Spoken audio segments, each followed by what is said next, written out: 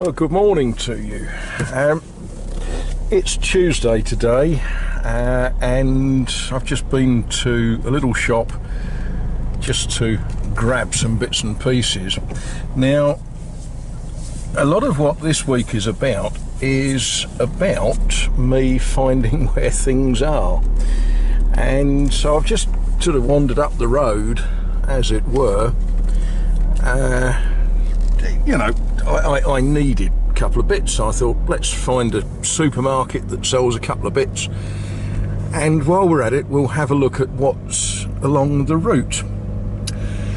Now, I didn't film coming here because, navigating, driving, thinking and being on the wrong side of the road, it all gets a bit too much to try and film as well.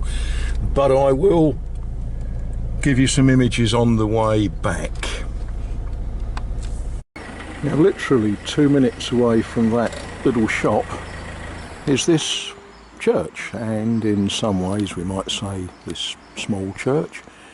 I don't know, I'm not going to run a tape measure around it to see if it's big or small.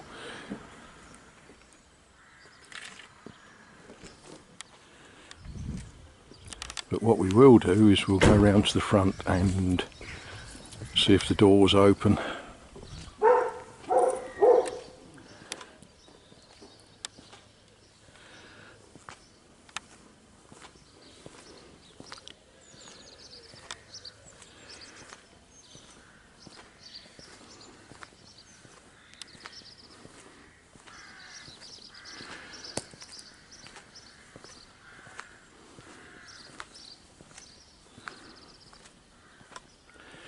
Sort of sensory overload a little bit, isn't it, in all of these beautiful things. Look at all these beautiful plants and that wonderful building. Now, I'm going to check later, but I've got a strong feeling that that is something to do with the church. Yeah, well, I'll check that later. Oh, hello.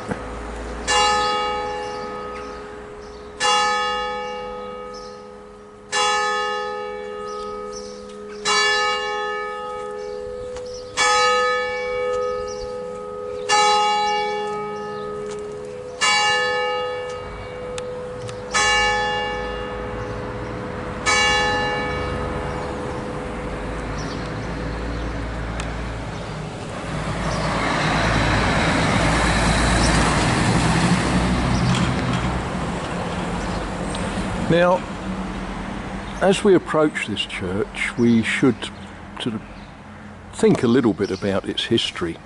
I don't know the history of this church, but the history of churches in France.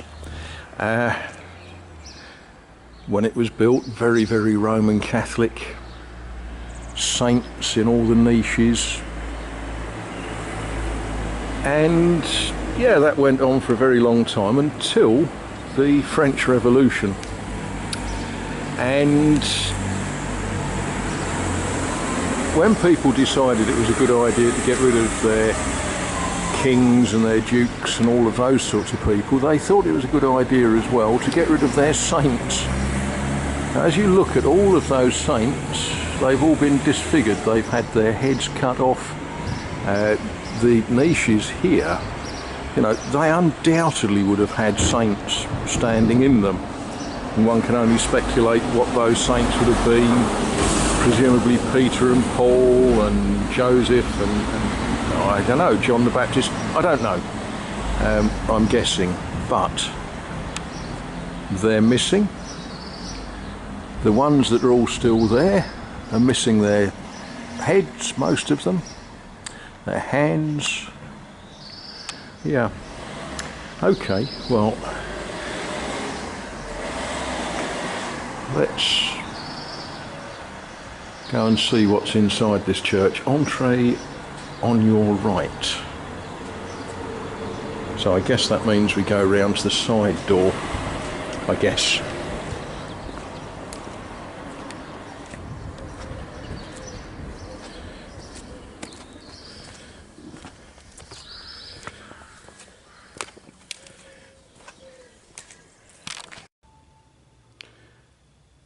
What a wonderful, wonderful church.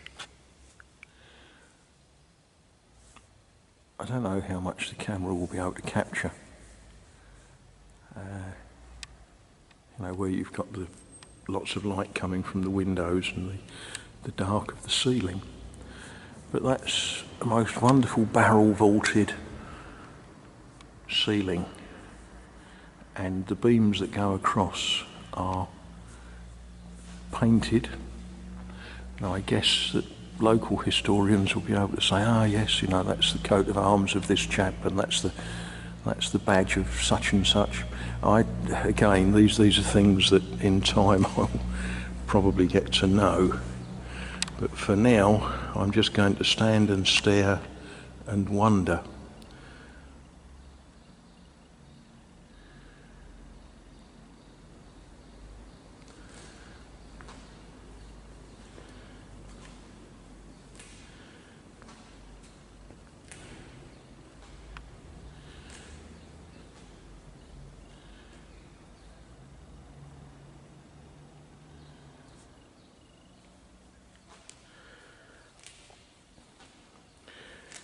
Now, I'm rather hoping that Father Leslie doesn't watch this video, because he'll have us carving choir stalls like this.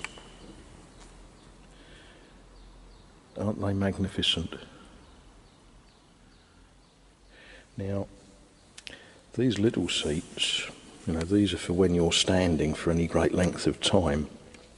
You can gently rest on there, but the seat itself lowers down like that. Isn't that wonderful? And each one of them has a different carving.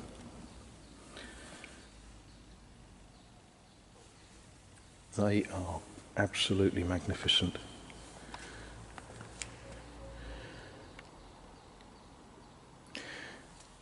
I think George better get his tools out and start making some of these for the Bible Lutheran Church in Dodge Centre, don't you? You know, it's just a lot of oak carved. Beautiful, beautiful.